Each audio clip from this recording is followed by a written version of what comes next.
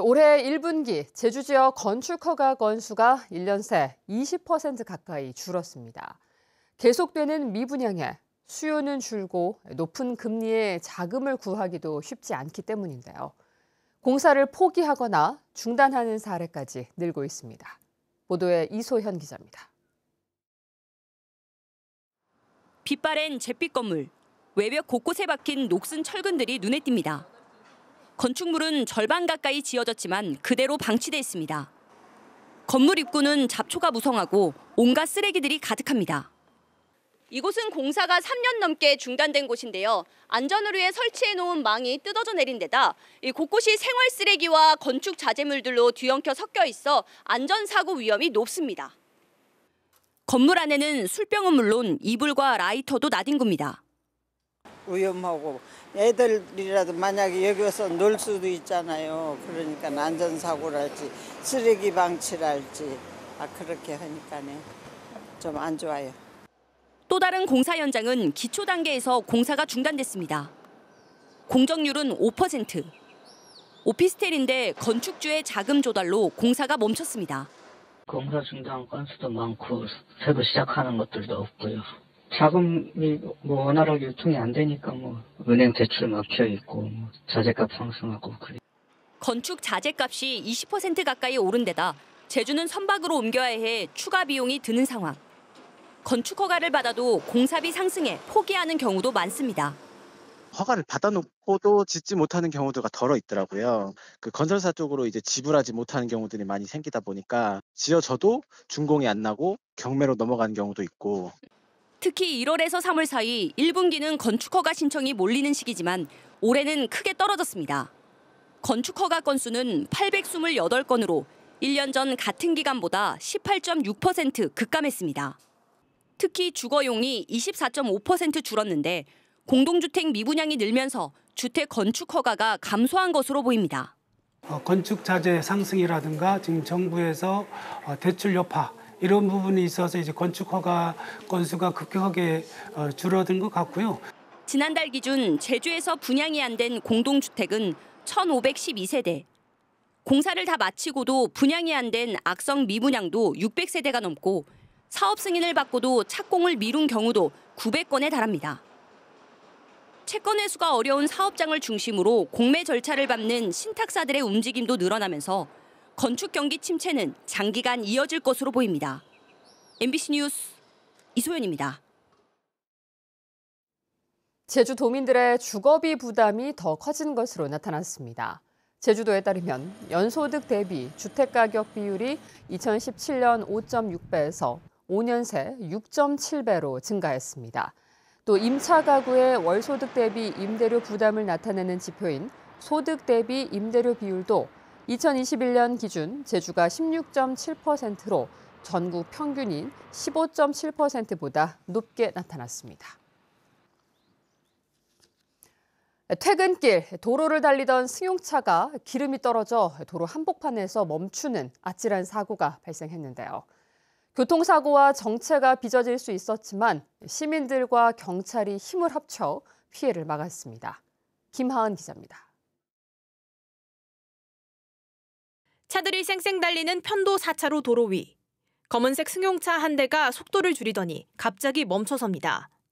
때마침 순찰차가 주변을 지나가고 이상함을 느낀 경찰이 차로 다가옵니다.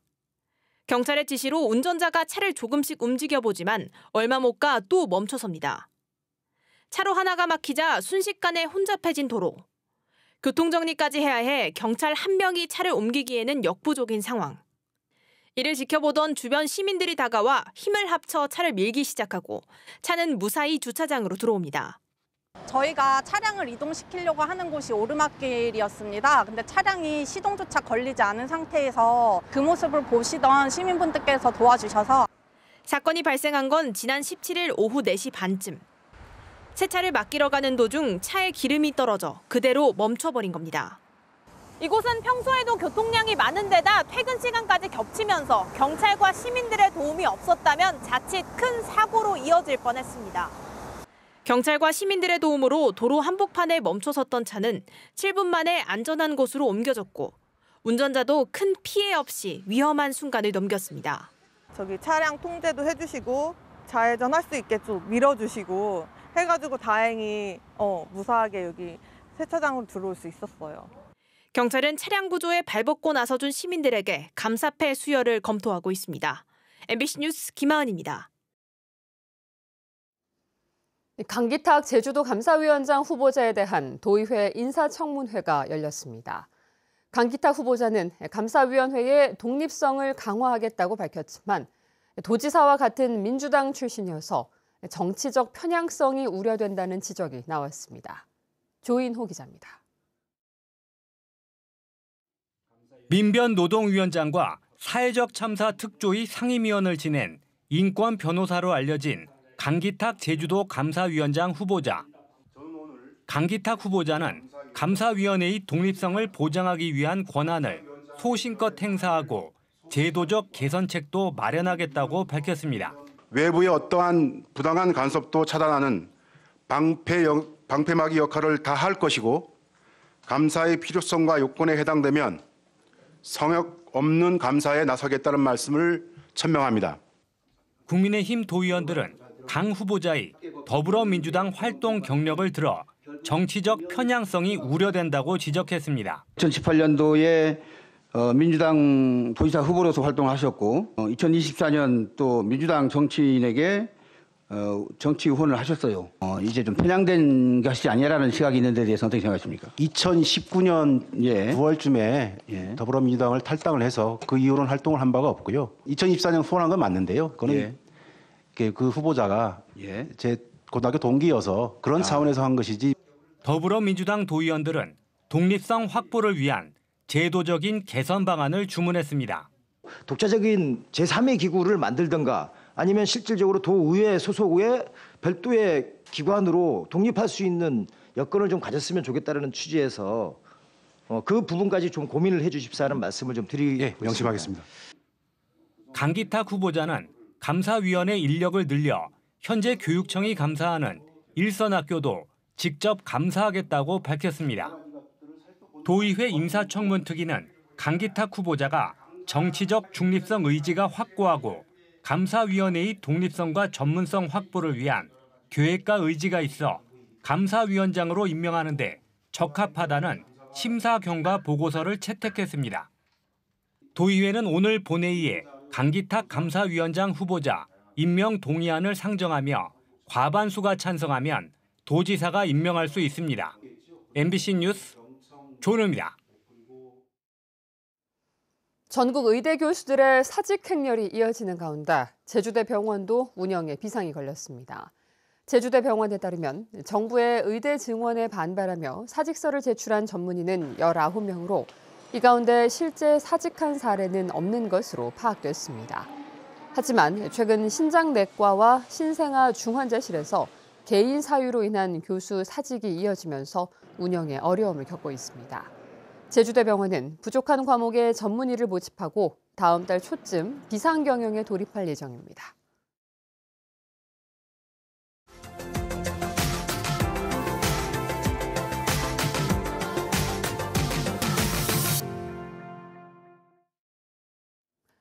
광주의 한 아파트에서 50대 남성이 의붓아들을 흉기로 찌르는 사건이 일어났는데요. 출동한 경찰은 테이저건을 쏴 체포했는데 경찰서 이송 직후 의식을 잃어 테이저건 사용에 대한 논란이 일고 있습니다. 광주 MBC 천홍희 기자가 보도합니다. 광주의 한 아파트 입구. 경찰차에 이어 구급차와 구조대도 잇따라 아파트로 들어갑니다.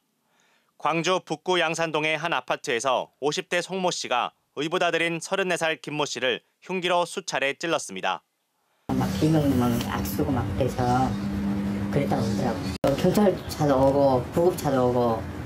출동한 경찰은 집안에서 흉기를 든 채 아들 위에 올라타 있던 송 씨에게 흉기를 내려놓으라고 했지만 저항이 이어지자 테이저건을 쏴 체포했습니다. 이 피해자 위해를 가할 수 있는 상황이고 그래서 또 경찰관 경고에도 불응했기 때문에 테이저건을 사용한 것으로 판단하고 있습니다. 이후 송 씨는 수갑이 채워진 채 경찰서로 이송됐습니다. 테이저건을 맞고 경찰에게 붙잡힌 50대 남성은 이곳 경찰서로 옮겨진 지 1분 만에 의식을 잃고 병원으로 옮겨졌습니다. 심폐소생술을 받으며 이송됐지만 송 씨는 숨졌습니다. 송 씨가 테이저건을 맞은 뒤 38분 만에 의식을 잃어 테이저건을 쏜 이후의 경찰 대처가 적절했는지를 두고 논란이 일고 있습니다. 테이저건을 맞고 사망한 사례가 우리나라에서도 처음이 아닌데다 고압의 전력을 사용하는 테이저건이 평소 질병이 있는 사람에겐 치명적일 수 있는 만큼 테이저건을 사용한 뒤에는 평소 건강 상태 등을 물어봐야 한다는 겁니다. 미국에서는 테이저건을 사용한 경우 대상자의 2차 부상 또는 후유증 발생 유무에 대해 즉시 확인하도록 하고 있습니다. 심혈관계 문제가 있는 대상자는 사망까지 이를 수 있기 때문입니다. 그래서 우리나라도 이와 같은 테이저건 사용 후 조치사항을 제도화해야 할 것입니다. 송 씨가 테이저건을 맞고 경찰서로 이송되는 동안 송 씨의 건강 상태를 파악하는 조치는 없었던 것으로 확인됐습니다. 경찰은 송 씨가 고혈압 등 혈관 질환을 앓고 있었다는 진술을 확보하는 한편 테이저건과 사망의 인과관계 등을 파악하기 위해 부검을 진행할 예정입니다. 한편 흉기에 찔린 의보다들은 생명에는 지장이 없는 것으로 알려졌습니다. MBC 뉴스 천홍입니다.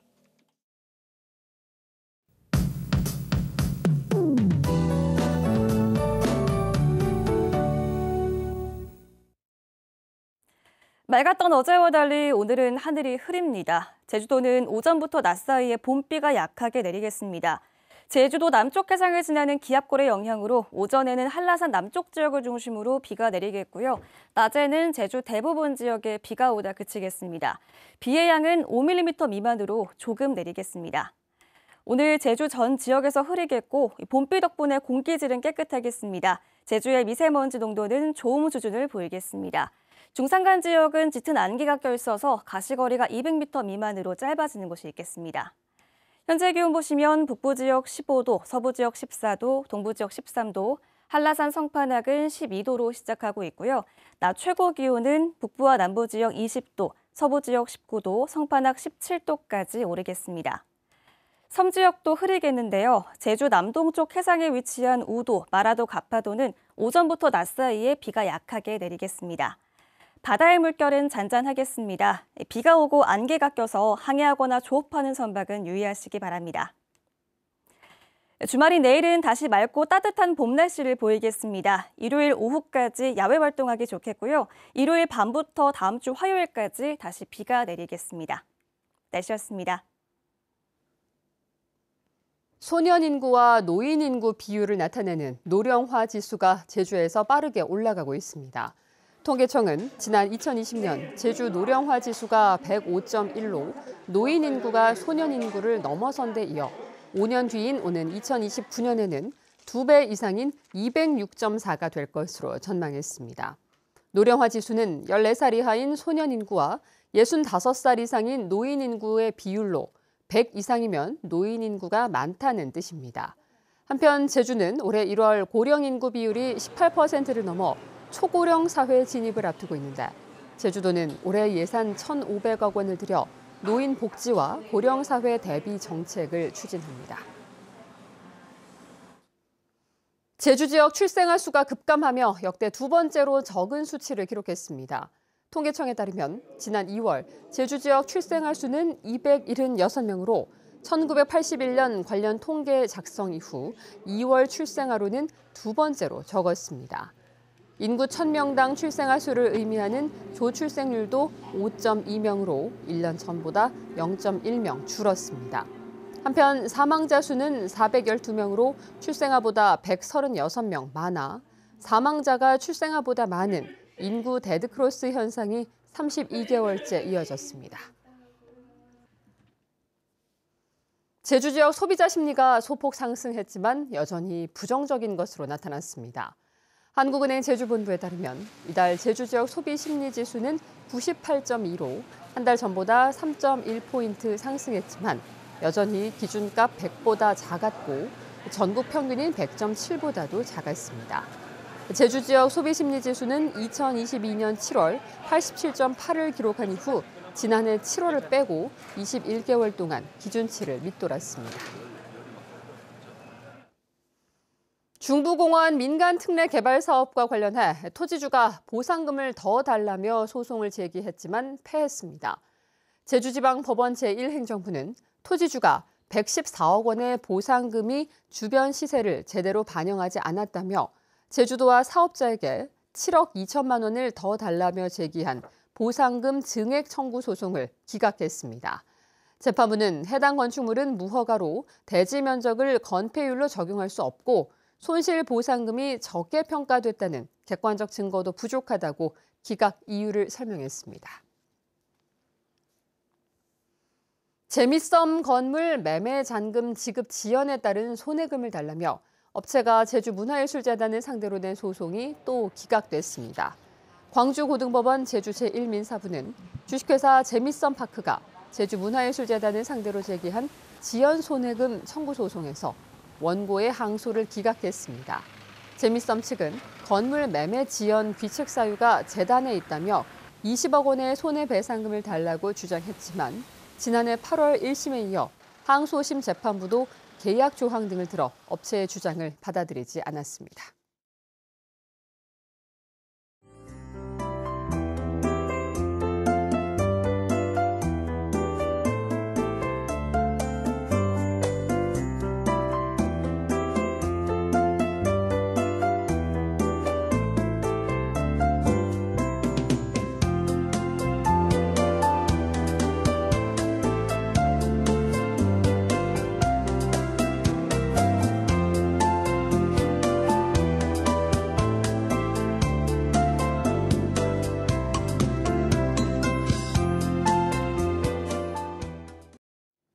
뉴스투데이 제주였습니다. 여러분 고맙습니다.